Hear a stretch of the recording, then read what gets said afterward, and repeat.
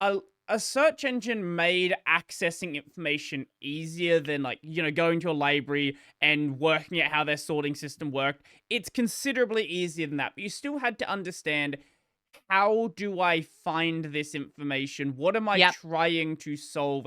How do I actually think about the problem?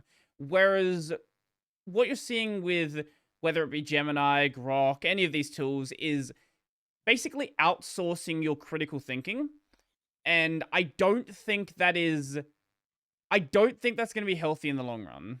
I agree with you completely. It's, and I think it's a parlor trick. Mm, Like, just at the more basic level, like, it can't be everywhere.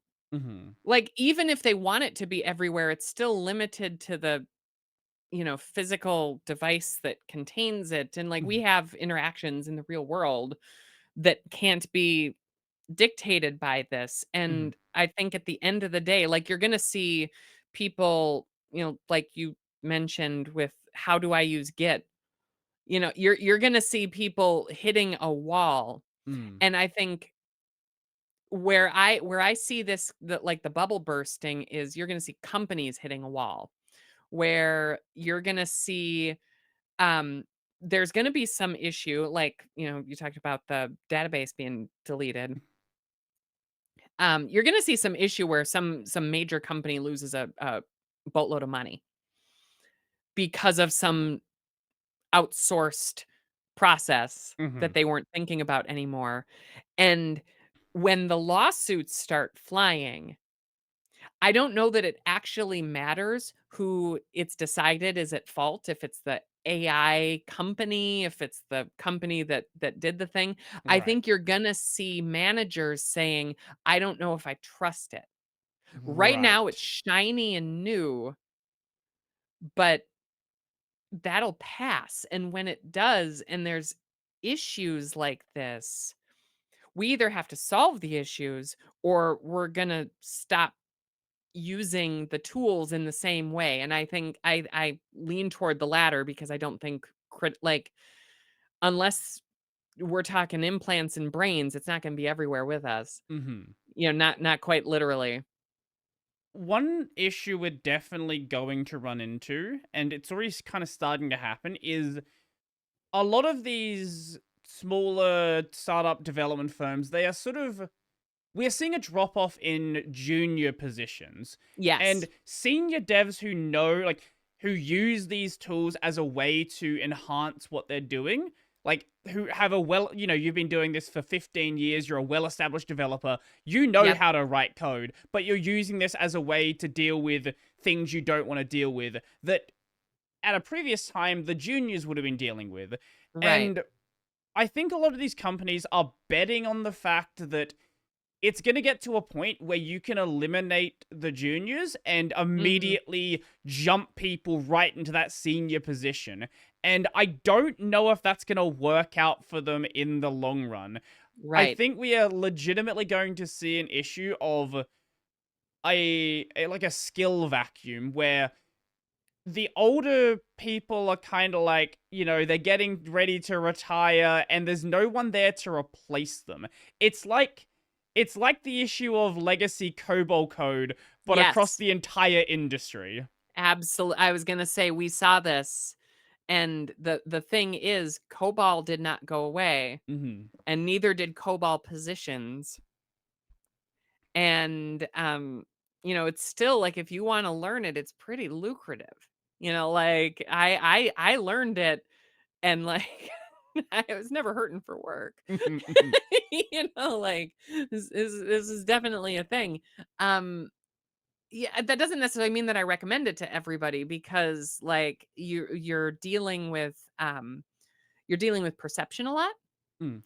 and that perception can harm you in terms of like your prospects. Like so like people assume you don't need this role, like, oh, we should eliminate the code that requires this, like we shouldn't use Fortran. We Mhm. shouldn't Mhm. whatever, pick your poison.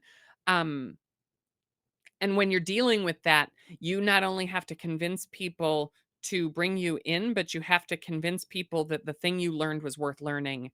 And that can itself become a limiting factor. Mhm. So, like what I recommend to people is it's not something I'd recommend you learn unless you're really committed to the bit.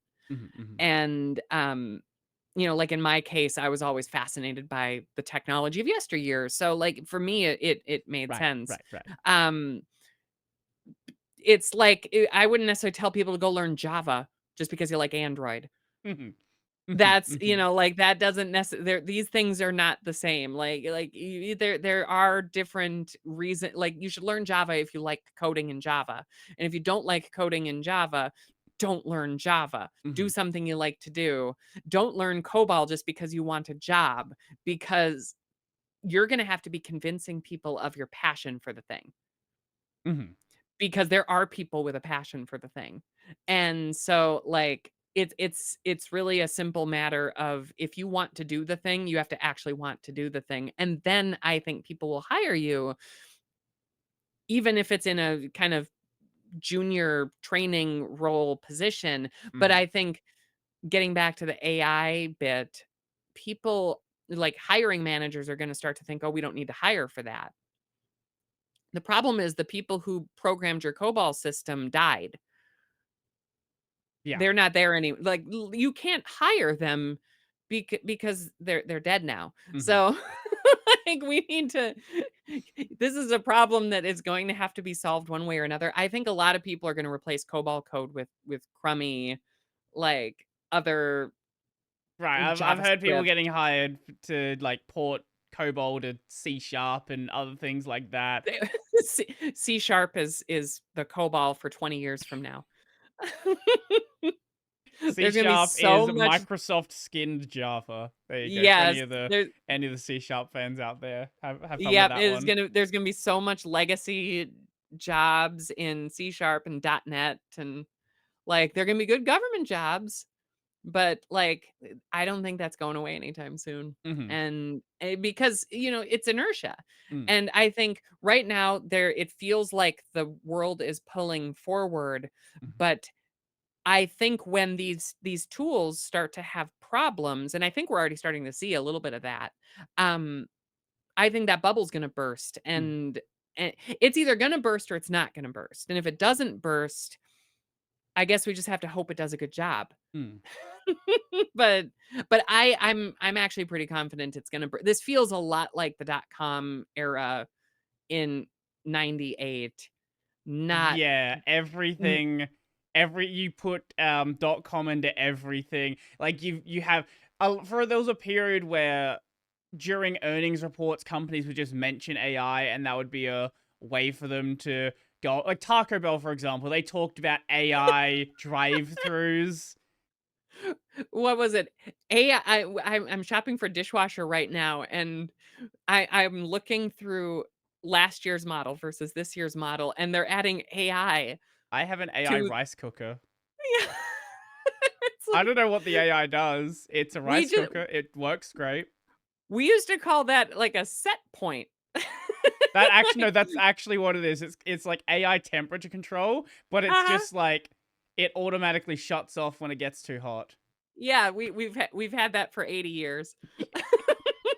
Yeah, I It's have a not new. kettle, it does the same thing. I have a toaster, it does the same thing. My my thermostat's 100 years old. Mhm. It's an AI in that when it gets to a certain point, it stops. Mm, mm. It's AI, it's artificial and it's intelligent. Mhm.